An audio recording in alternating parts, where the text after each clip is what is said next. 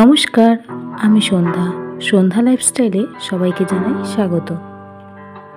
আজকে দুপুরের খাবারে ছিল ফ্রাইড রাইস, চিকেন কষা, কাতলা মাছের কারি আর পায়েস, সাথে ছিল মিষ্টি।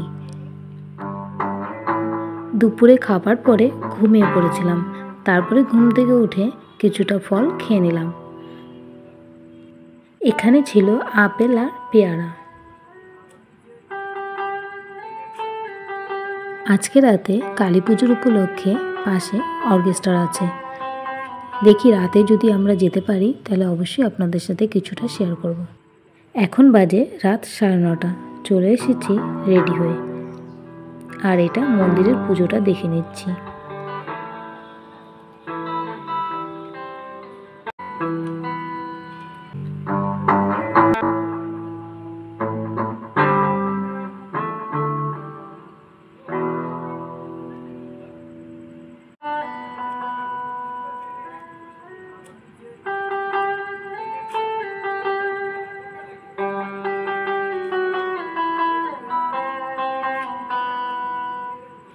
তারপর চলে এসেছি বাড়িতে। আর যেহেতু রাত হয়ে গেছে তাই তাড়াহুড়ো করে খিচুড়ি, আলু গাজর ভাজা, ডিম অমলেট আর বেগুন ভাজা।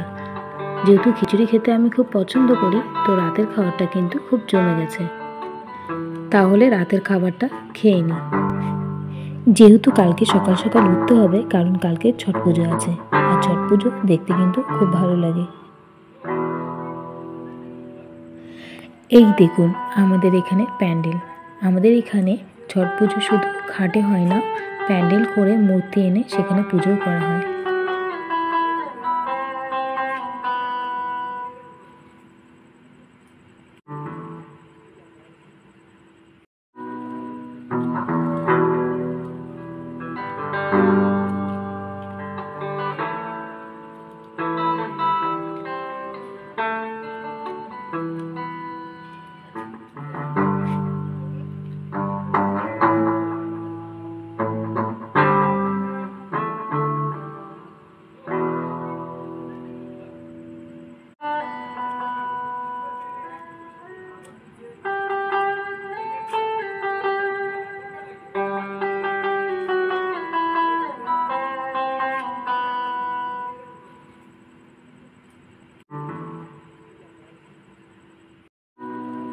যেহেতু এখন ভোর 4টে, তাই এখন ফাঁকা, কিন্তু দেখতে কিন্তু চারপাশটা খুব সুন্দর লাগছে, আর সাজানোটা কিন্তু খুব সুন্দর হয়েছে।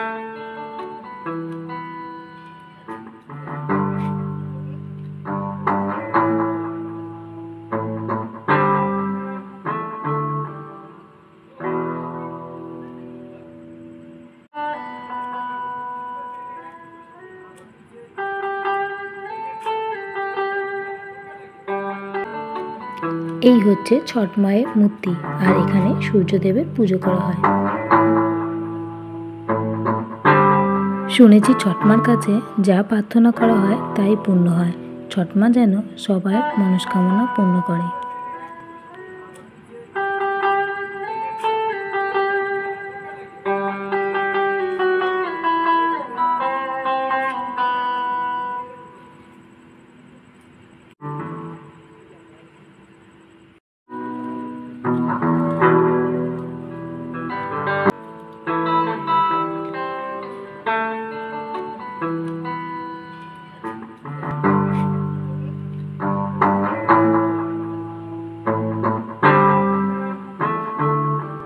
আর এই হচ্ছে ছট পুজোর প্রসাদ, ঠেকুয়া, ফল আর নারকেল।